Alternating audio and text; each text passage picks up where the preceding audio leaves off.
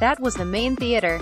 Mr. Pedersen told the ABC, the only place the war could be won was the Western Front. German forces captured Villers-Bretonneux on April 24 and two Australian brigades, the 13th and 15th, comprising about 3,900 men, joined a British brigade to force the German troops back over 2 days.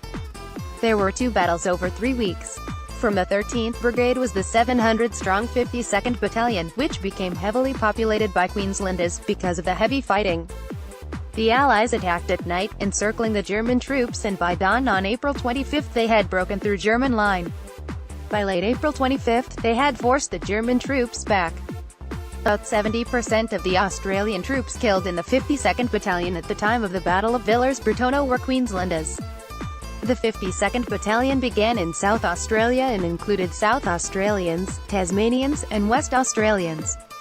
A Facebook group, started by historian Dale Chatwin, revealed Queenslanders began to swell the 52nd Battalion as hundreds were killed. The 52nd Battalion originated as a South Australian, Tasmanian and Western Australian battalion, although, due to a large number of casualties in 1916 and 1917, the battalion was wholly reinforced with Queensland soldiers, Mr. Chatwin said. By 1918, ahead of the Battle of Villers-Bretonneux, the battalion consisted of 700 men, of which more than 450 were Queenslanders. He said, during the battle, more than 245 men from the 52nd Battalion were either wounded or killed, of which 70% were Queensland soldiers, Mr. Chatwin said. A plaque was placed in the Memorial Crypt at Brisbane's Anzac Square on the eve of Anzac Day to commemorate the beginning of the Battle of Villers-Bretonneux. Relatives of Queenslanders who fought in the 52nd Battalion in the French town of Villers-Bretonneux have been recognised in Brisbane's Anzac Square. Photo, David Kaepernick. Relatives of Queenslanders who fought in the Villers-Bretonneux conflict were in Brisbane to see the plaque unveiled by Queensland Governor Paul Jersey.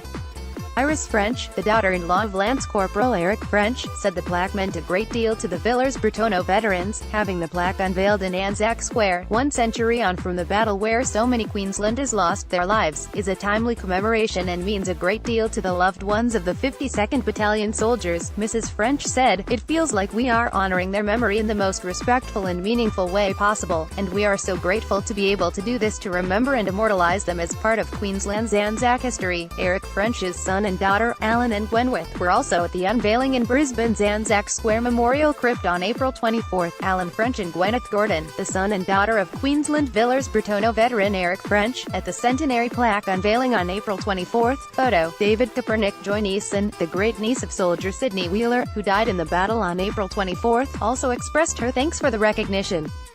The plaque was placed in Anzac Square as one of 270 projects being completed by the Queensland Government's $5.6 million Anzac Day Centenary Grants Program. More than 57,700 Queenslanders enlisted in World War I.